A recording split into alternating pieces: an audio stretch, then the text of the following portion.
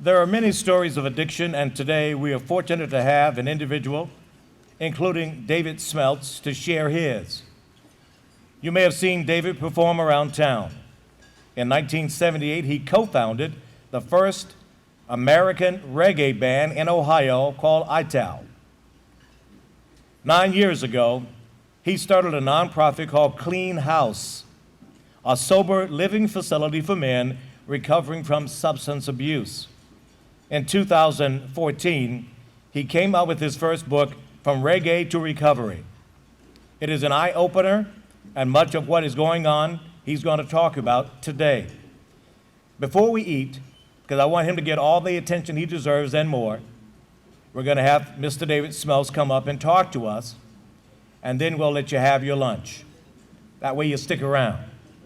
Mr. Smetz, if you would please come on up. Here's applause for him, please.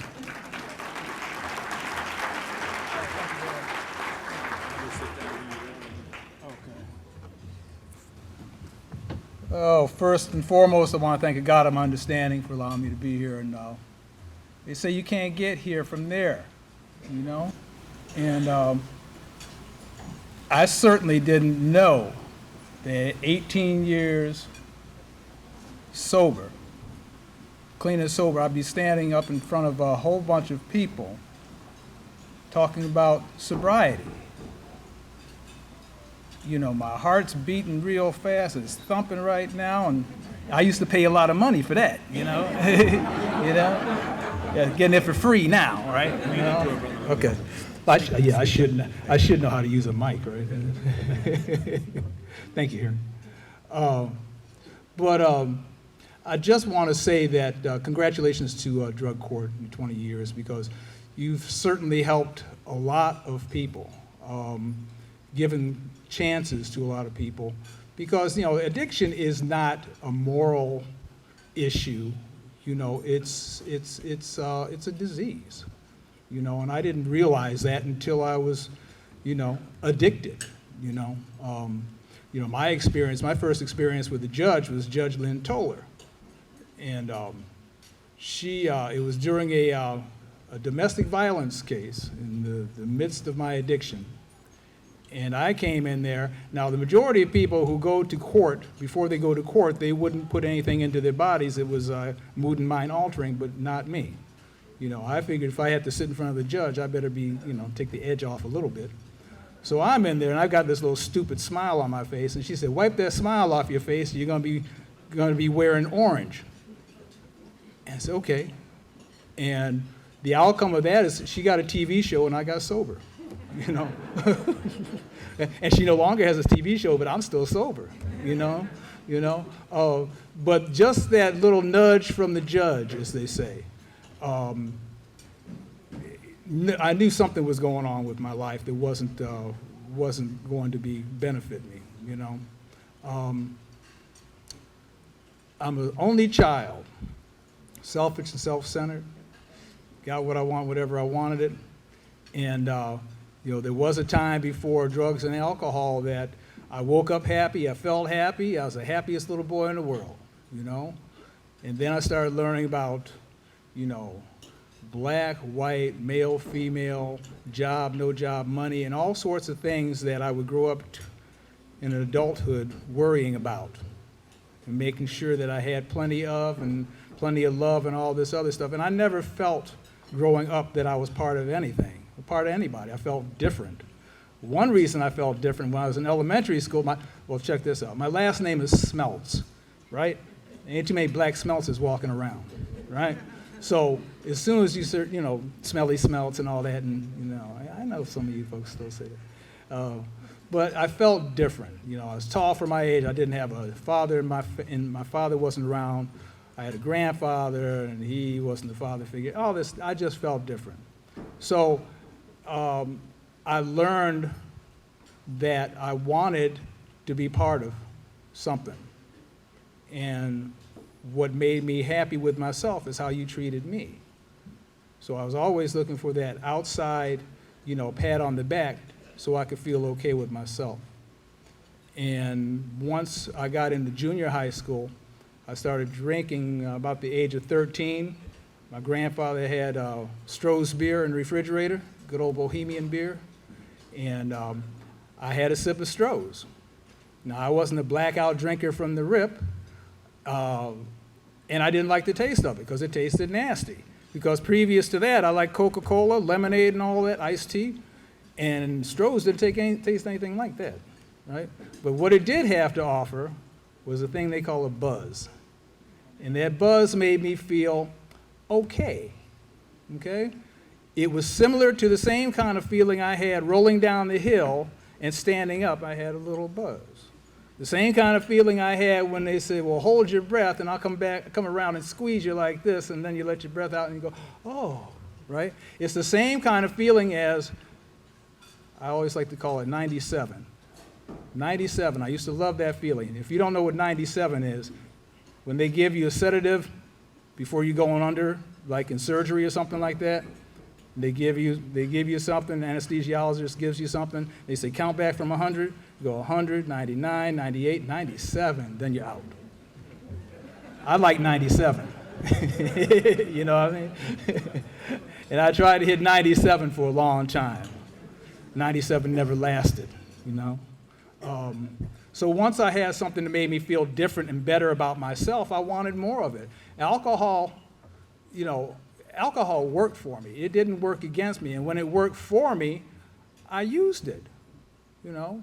It wasn't until alcohol and drugs started working against me that I thought maybe there's a problem, you know?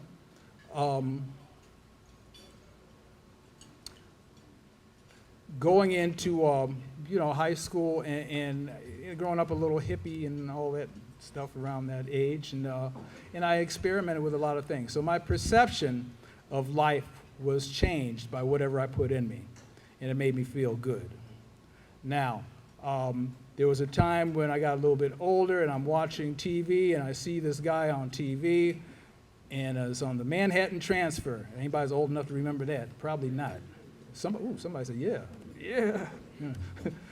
Manhattan Transfer, and I saw this guy on there, and he's playing this music, and he's playing these 3 chords, which I learned on a guitar in the basement. Now, I used to have a guitar in the basement, you know, because I wanted to be like Hendrix, and I drank a 6-pack or 12-pack of beer, and I thought I sounded like Hendrix, you know? Turn up the amp all the way, and his feedback, I'm Hendrix, you know? So I knew these 3 chords, a G, C, and a D, and I heard this guy playing them. I said, I can do that. And then they started talking about him not combing his hair. He had dreadlocks. I said, I can do that too. Then they started talking about this religion, him smoking ganja. And I said, I know I can do that, right? So I started a reggae band, okay? And now I no longer want to be like you, you want to be like me, right? So I'm feeling great. And no better place for an alcoholic to be than in a bar every night of the week. And you got everybody who's coming to see the band say, oh man, you're great, you're great. They don't care how drunk you are. They don't care how many words you forget. They just want to have a good time. And they say, oh, I wish I could be you and travel and do all this other stuff. But they don't realize the times when I'm sitting in a hotel room wanting to kill myself. They don't realize the times when I'm sitting in a car poking back and forth on a stem, wondering, how'd I get like this? So we were very successful on the road, playing for a while, and it got to the point where I would come to in the morning, or afternoon actually, after the gig, and immediately, throw up and get sick. And I got used to it. So I got used to the lifestyle. Fast forwarding a little bit, I came off of the road because I thought there might be a problem. I thought I was just playing too much and I needed a rest. I knew alcohol couldn't have anything to do with it. Maybe the drugs, but I knew alcohol couldn't. So I came home and played house for a little while with a young lady, and we eventually got married. She didn't party like I did, and I thought maybe by osmosis, maybe I won't either. We had 2 daughters together. Long story short, she left with our 2 daughters in 2000 while I was in Cleveland Heights jail. And that still wasn't enough to turn my life around because I had a resentment now.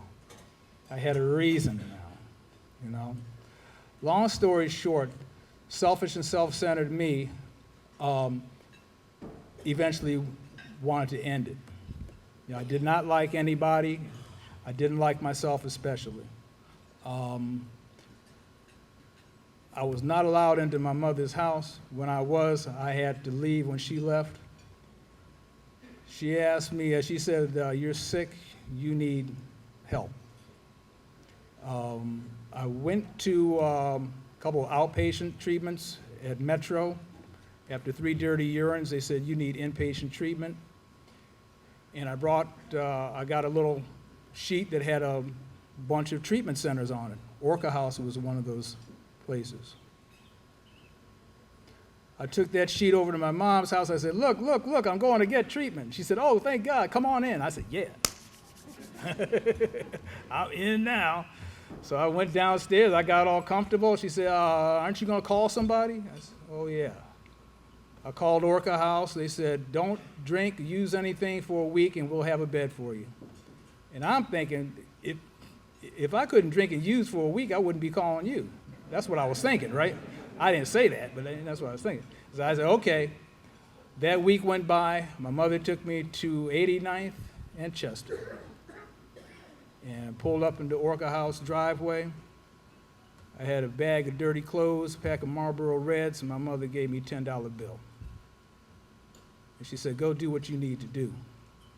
And I said, okay, I'm just going to smoke this cigarette first. I went out, and I went to the edge of the driveway and started smoking this cigarette. And she took off. I could have sworn I heard her peel rubber, but that probably wasn't true.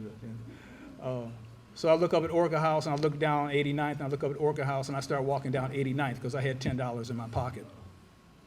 Whenever I had any kind of money, that's what I did. I used. I was powerless over alcohol and drugs. Powerless. And I thought, well, if I'm going to go to this recovery thing, I'm going to go to treatment. I don't know. I might get sober, so I better get high before I go in. That's my thoughts. That's my thinking, So I did that last one. I walked back to Orca House, and that's where my life changed. I went through those big doors, and there was a house full of 16 other guys, 16 personalities plus my 2. And I was introduced to meetings. They had meetings every day at Orca House. And I started listening to what they had to say at these meetings. And I saw that these people were coming to these meetings. They had alumni meetings, and people were coming to the alumni meetings, and they were sober. People coming to the alumni meetings actually had cell phones, that was my interest. I said, they got a cell phone, That means they're important. They probably got a car too, right?